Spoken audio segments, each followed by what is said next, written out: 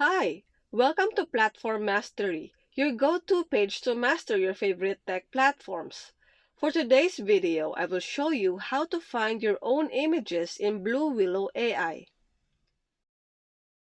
Here we are in BlueWillow A.I main dashboard, and we are in Rookie Channel number 2.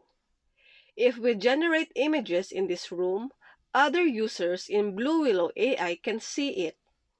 As many users will generate images in this room, the more images will reflect here.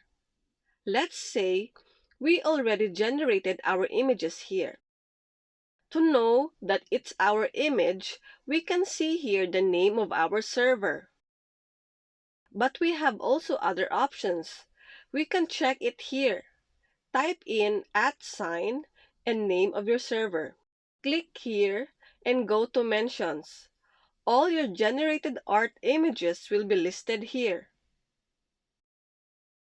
And that is how to find your own images in BlueWillow AI. Thank you for watching! For more videos like this, please click on the notification bell and please don't forget to subscribe on our YouTube channel. Bye!